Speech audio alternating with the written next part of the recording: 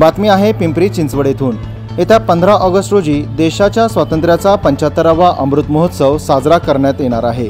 देशाचे पंतप्रधान नरेंद्र मोदी यांनी काही दिवसांपूर्वी हर घर तिरंगा या मोहिमेची घोषणा केली होती आणि तेव्हापासूनच संपूर्ण देशभरात तिरंगामय वातावरण पाहायला मिळत आहे।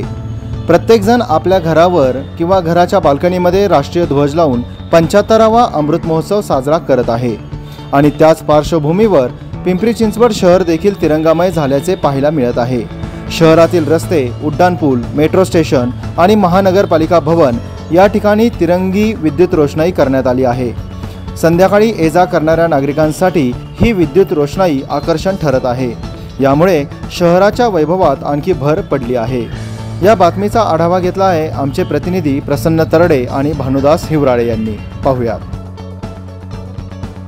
येत्या 15 ऑगस्टला स्वातंत्र्य दिन आहे आणि देशाचा 75वा अमृत महोत्सव या निमित्ताने साजरा होणार आहे। केंद्र सरकारने जाहीर केल्यानंतर देशातील सर्वच महानगरपालिकाच्या अंतर्गत प्रत्येक शहरामध्ये स्वातंत्र्याचा 75वा अमृत महोत्सव साजरा करण्यात येणार आहे। त्याच अनुषंगाने पिंपरी चिंचवड शहरात देखील त्याची जंगी तयारी सुरू झाली। आपण माझ्या मागे पाहू शकता की पिंपरी चिंचवड महानगरपालिकेचे हे भवन आहे। या ठिकाणी पालिकेतर्फे भव्य अशी विद्युत रोषणाई करण्यात आली आहे। पालिकेचे जे मुख्य भवनाची जी बिल्डिंग आहे त्या भवनाच्या बिल्डिंगमध्ये लाइटिंग देखील सोडण्यात आली आहे। हा सगळा परिसर जो आहे तो पिंपरी चिंचवडच्या मेट्रो स्टेशनचा परिसर आहे आणि आजूबाजूला जर आपण पाहिलं की जे पोल लॅम्प्स आहेत त्या ठिकाणी देखील तिरंगा कलरच्या लाईटी लावण्यात आल्या आहे, जे येथील शहरातील नागरिकांसाठी एक आकर्षणाचा विषय ठरला आहे। त्याचप्रमाणे हर घर तिरंगा या मोहिमेअंतर्गत अख्खा शहर तिरंगमय झाले आहे। त्याचप्रमाणे शहरातील प्रत्येक नागरिकांनी आपापल्या घरी